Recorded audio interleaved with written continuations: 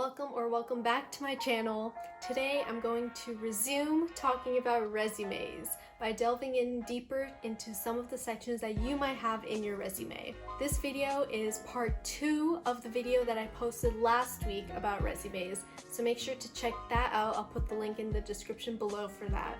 But for now, let's get on to this video. Like I mentioned last week, some common sections that people tend to include in their resume are contact information, education, and experience. Let's start with the contact information section. Definitely have your name, email, and phone number somewhere near the top of your resume in a readable and visible font. That way people can find it easily when they're scanning your resume. You want to double, maybe even triple or quadruple check that your name, email, and phone number are spelled correctly. If your email or phone number is spelled wrong, you could be missing valuable information from people. And if your name is spelled wrong, that's just bad. It shows a lack of attention for details. There are also some other things you might want to include in your contact information section. That way people can learn more about you externally. These include your LinkedIn profile, online portfolios, personal website, GitHub link, any other link that you might think is relevant to put on your resume. Once again, make sure that these are spelled correctly and only include them if there is actual content at those links. For example, if you have no projects on your GitHub, there really isn't a point to putting your GitHub link on there, because when people click on it, they're going to see nothing. And that could work against you. Because you have nothing on there, it looks like you haven't really done anything. Remember, you want your resume to give a good first impression of yourself, but putting links that don't have any good content in them isn't giving that great first impression. Next, let's move on to the education section. As a student, you definitely want to include the school that you are currently at, as well as your graduation month and year. Recruiters like to look at this section to see if you are eligible for an internship or when you would be able to start a new grad or full-time position. If you have been accepted to a school sometime in the near future, also feel free to put that down as part of your education section as an incoming education. Make sure for each education or school that you put down to put what level of education it is and any majors or minors that you are in the process of or already obtained from that school. There are certain roles that require a certain level of education, so having this on your resume allows recruiters to easily see if you are a right fit for that particular job. If you are in college past freshman year, high school stuff does not matter as much anymore. Definitely keep high school stuff to a minimum after your freshman year of college.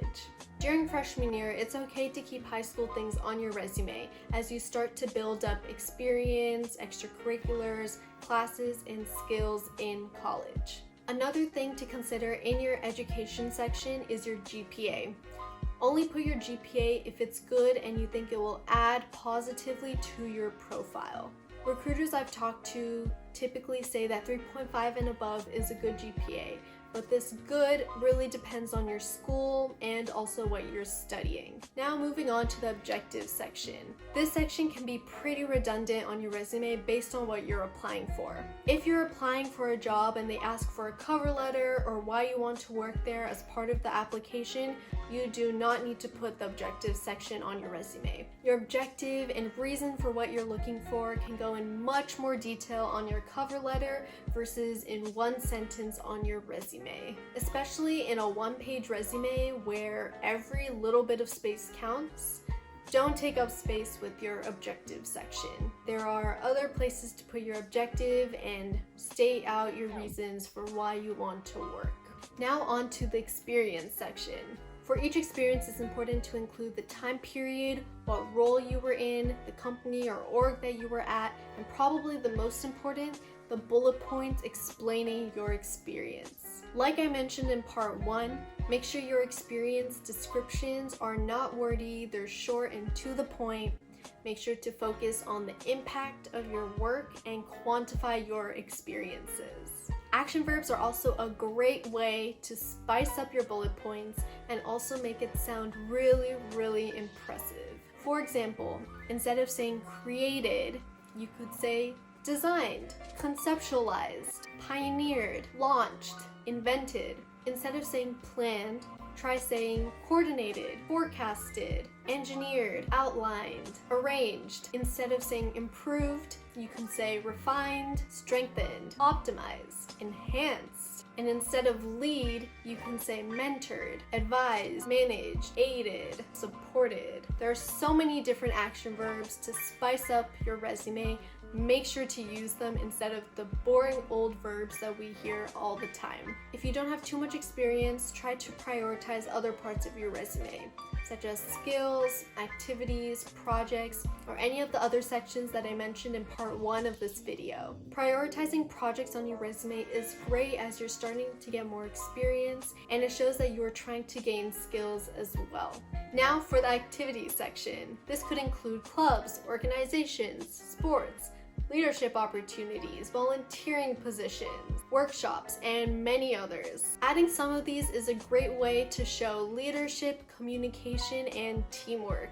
It also helps recruiters get to know you just beyond a name on a piece of paper. It makes you more human. It allows recruiters to connect with you, and maybe they'll even bond over a specific activity that you've done. These shouldn't take up the majority of your resume though, unless you're still working on getting some experience or it's directly related to the role that you are applying to. So we just went through some more specific sections of a resume, but let's go into some more general tips as you start to wrap up editing your resume. Going into formatting, you want to make sure that all of your dates are consistent. Wherever you have a date, it should be in the same format. If you are bolding or italicizing something, also make sure that that is consistent as well. And also make sure that you use the same set of fonts and font sizes throughout the different sections. For example, titles and descriptions might have different fonts and font sizes, but make sure that all the titles have the same style and all the descriptions have the same style. There are also different styles of resumes. There's the classic version, there's the more aesthetically designed version, and there's also a mixture of both of those. It is really up to you which style you want to use for your resume, but regardless, you want to make sure that your resume is neat, readable, and organized, like I've discussed. Another sometimes overlooked resume tip is the file format of your resume.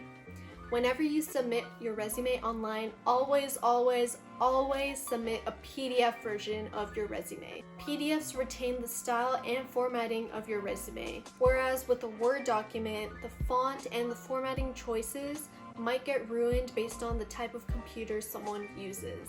PDFs also have a really nice feature where you can open it up and click on a website link and it will directly take you there. Compared to an image or a screenshot of your resume, you cannot click on any links. Always go with a PDF version of your resume. In general, whatever sections you decide to put on your resume, be able to talk about everything on your resume. If you can't talk about it in detail, it probably shouldn't be on there.